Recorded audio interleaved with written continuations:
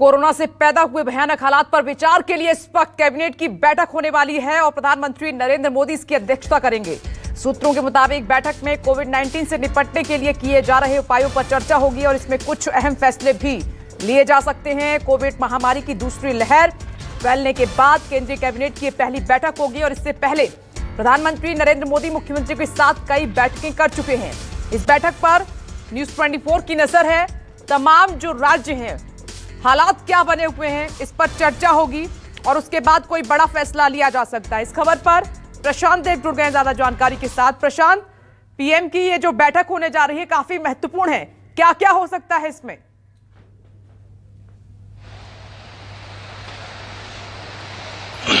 देखिए, जैसा कि आपने बताया कि इसमें कोविड को लेकर के समीक्षा बैठक होगी। जितने भी राज्यों से जो प्रभावित राज्य हैं उनसे जो इनपुट मिले हैं उस पे आगे की एक्शन प्लान बनेगा और पीएम ये भी सबसे मंत्रियों से ये जानेंगे कि उनके पास क्या क्या इनपुट है। लेकिन सबसे अहम बात है दो चीजों की। एक तो बिस्तर की उपलब्धता अस्पताल में और रेमडेसिविर इंजेक्शन की उपलब्धता, क्योंकि अभी भी ऑक्सीजन, रेमडेसिविर और बिस्तर, तीन चीजों के लिए पूरा देश जूझ रहा है, संघर्ष कर रहा है। हालांकि ऑक्सीजन की सप्लाई बेसिक लेवल तक आ गई है, ऑक्सीजन की सप्लाई अस्पतालों में धीरे धीरे पूरी हो रही है, लेकिन रेमडेसिविर के लिए मारामारी है। तो जो जानकारी मुझे मिल रही है उसके मुताबिक रेमडेसिविर के प्रोडक्शन को जो बढ़ाया गया है उसको राज्यों को मई के महीने में जो अलॉटमेंट होनी है वो कितनी होनी है, कौन से राज्य सबसे ज्यादा प्रभावित हैं उनको देना है।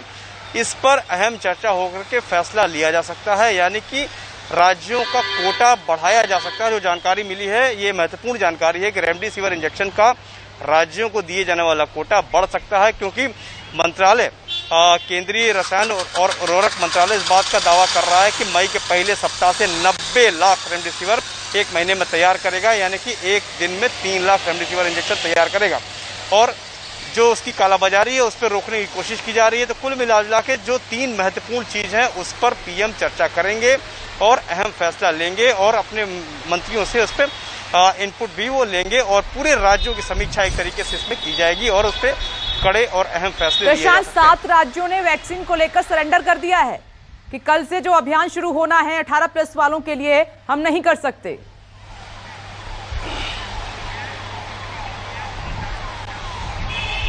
जी, ये बहुत बड़ी बात है, क्योंकि स्टाफ की कमी है और वैक्सीनेशन बहुत से ऐसे राज्य हैं ये इस बात को कह रहे हैं कि वो शुरू तो कर देंगे, लेकिन उतना मैन फोर्स और उस तरीके की तकनीकी कारणों के कारण वो वैक्सीनेशन का अभियान नहीं चला सकते हैं जिस तरीके का ऐलान एक मई से किया गया। हमारे पास वैक्सीन नहीं है। इस पर जो चर्चा होगी वो चर्चा करके जी वो वैक्सीनेशन की कैसे आपूर्ति होगी इस पर चर्चा होगी, ये भी जानकारी मिली है और इस पे हो सकता है कि कोई गाइडलाइन उन राज्यों को दिया जाए पीएम के इस मीटिंग के बाद कि इसको कैसे हैंडल करें और उस सिचुएशन से कैसे बाहर निकले, क्योंकि बहुत अहम है वैक्सीनेशन। क्योंकि ये बात सब तरीके से हो रही है कि वैक्सीनेशन लगाना जरूरी है और जब ये घोषित किया गया कि 1 मई से सबको लगाए, जिन लोगों को लगाया जाएगा, तो ये कुछ सोच समझ के ही किया गया होगा। ठीक है प्रशांत, हम उम्मीद कर रहे हैं कि इस बैठक में कोई समाधान निकले और जो राज्यों की मांग है वो पूरी करे सरकार, केंद्र सरकार, क्योंकि केंद्र सरकार पर बड़ा आरोप लगाया जा रहा है कि वैक्सीन पर कब्जा कर लिया है, हाईजैक वैक्सीन कर ली है केंद्र सरकार ने। ये 7 राज्य हैं वो ऐसा ब्लेम कर रहे हैं। और इस बीच एक खबर है कि तीसरे चरण की शुरुआत से पहले मुंबई ने 3 दिन के लिए टीकाकरण पर ब्रेक लगा दिया है, रोक लगाने का फैसला किया है। ग्रेटर मुंबई म्युनिसिपल कॉर्पोरेशन ने जानकारी दी है कि उनके पास टीका उपलब्ध नहीं है, लिहाजा 3 दिनों के लिए टीकाकरण अभियान पर रोक लगा दी गई है। ये रोक 2 मई तक जारी रहेगी। मुंबई में वैक्सीन की कमी के चलते अगले 3 दिनों तक के लिए टीकाकरण रद्द कर दिया गया है। इस वक्त मैं बीकेसी जंबो सेंटर में मौजूद हूं, जहां पर सबसे ज्यादा वैक्सीनेशन किया जा रहा था, लेकिन अब मुंबई में कहीं भी टीकाकरण नहीं किया जाएगा।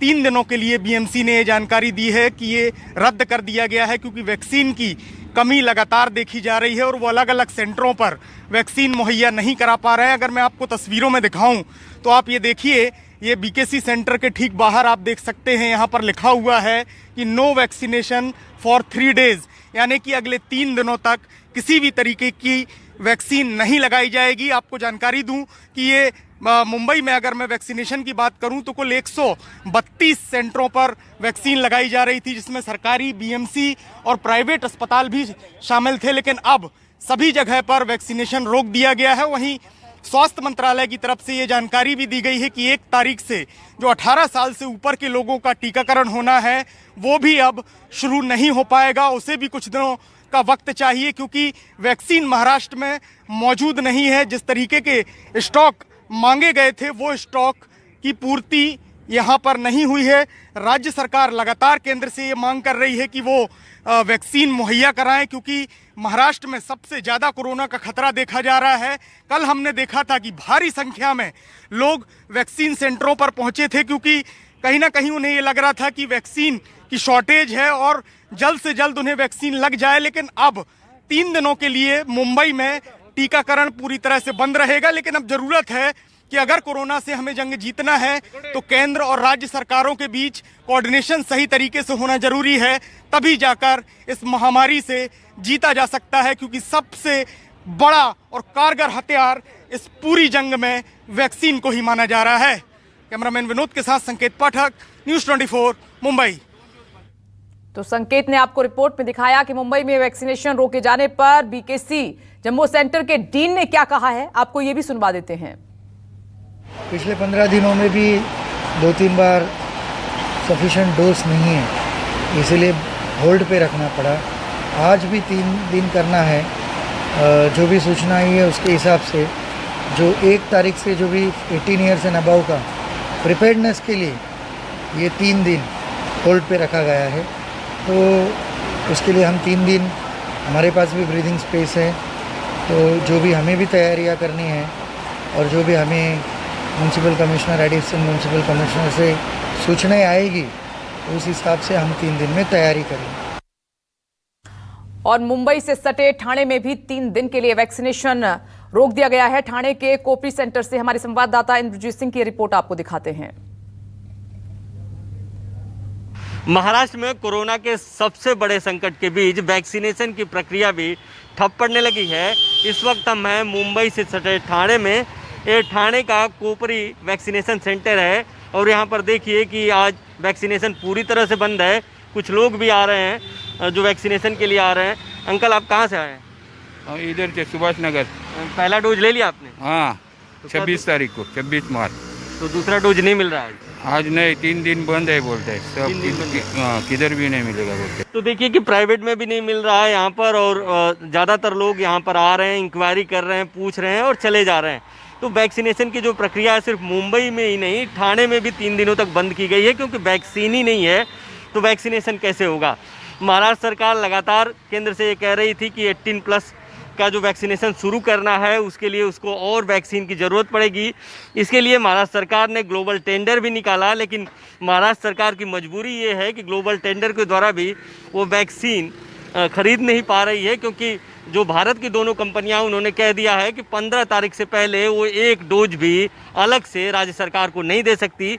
यही कारण है कि वैक्सीनेशन की प्रक्रिया पूरी तरह से ठप पड़ गई है और बहुत सारे वैक्सीनेशन सेंटर 3 दिन के लिए बंद करने पड़े हैं। कैमरा राजेंद्र के साथ इंद्रजीत सिंह, न्यूज़ 24 ठाणे। संजीवनी पर संकट, न्यूज़ 24 की बड़ी कवरेज लगातार जारी है। अब खबर भोपाल से है। भोपाल में भी आज वैक्सीनेशन सेंटर बंद है, लेकिन जानकारी के अभाव में भारी संख्या में लोग वैक्सीनेशन सेंटर पहुंच रहे हैं। संवाददाता राकेश चतुर्वेदी की रिपोर्ट देखिए। मध्य प्रदेश में 18 साल से अधिक उम्र के लोगों को आनन फानन में वैक्सीनेशन कराने का ऐलान करने के साइड इफेक्ट सामने आ रहे हैं और आप इस समय देख पा रहे हैं कि राजधानी भोपाल के सबसे बड़े वैक्सीनेशन सेंटर पर इस समय हम मौजूद हैं और यहाँ हम देख पा रहे हैं कि आज दूसरे दिन भी वैक्सीनेशन पूरी तरह से बंद है। बंद इसलिए किया गया था कि 1 मई से 18 साल से अधिक उम्र के लोगों को वैक्सीनेशन किया जाएगा, लेकिन अब ऐलान कर दिया गया है कि चूंकि मध्य प्रदेश में वैक्सीन उपलब्ध नहीं है, ऐसे में नहीं होगा। और परेशान वो लोग हो रहे हैं जो आज के दिन वैक्सीनेशन कराने यहाँ पर पहुंचे हैं, जिनको आज की तारीख दी गई थी। आप भी यहाँ पर वैक्सीन कराने पहुंचे हैं? हाँ सर, एक्चुअली क्या है, सीनियर सिटीजन है हम लोग और सेकंड वैक्सीनेशन के लिए मिसेस का रह गया था, तो इसके लिए आए थे। लेकिन जी आज नहीं लग पा रही है। 2-3 दिन से ट्राई कर रहे हैं लेकिन लग ही नहीं पा रही है। नहीं था कि आज होगा या नहीं। आपको जानकारी थी? नहीं, हमको ये था कि 1 तारीख को जो 18 साल को वालों को लगने वाला है वो ख़त्म होगा, मतलब वो अभी नहीं लगेगा। ये जानकारी हमने पेपर में पढ़ी है, लेकिन ये तो हमको नहीं था कि बाकी जो जिनको लग रहा है वो भी बंद हो जाएगा, ये नहीं मालूम था। यहाँ ये बताया जा रहा है कि शायद उसकी तैयारी के लिए, अगली तैयारी के लिए उन्होंने शायद, देखिए बिल्कुल कहा यही गया था कि चूंकि 18 साल से अधिक उम्र के लोगों को वैक्सीनेशन की तैयारी करना है, इसलिए ये 2 दिन वैक्सीनेशन सेंटर बंद रहेगा। लेकिन कह सकते हैं, दावा किया गया था कि मध्य प्रदेश ऐसा पहला राज्य है देश का जिसने कि सबसे पहले 18 साल से अधिक उम्र के लोगों को वैक्सीनेशन कराने के लिए 180 करोड़ से वैक्सीनेशन खरीदने का ऑर्डर जारी कर दिया गया है। और ये सब कुछ आनन फानन में किया गया, श्रेय लेने की कोशिश की गई। प्रदेश पहला राज्य होगा जो सबसे पहले वैक्सीन शुरू करेगा। लेकिन साइड इफेक्ट देखिए कि 18 साल तो छोड़ो, ऐसे सीनियर सिटीजन जो यहाँ पर वैक्सीनेशन सेंटर पहुंच रहे हैं उनको भी अभी वैक्सीनेशन नहीं हो पा रहा है। कैमरामैन खेमचंद के साथ राकेश चतुर्वेदी, न्यूज़ 24।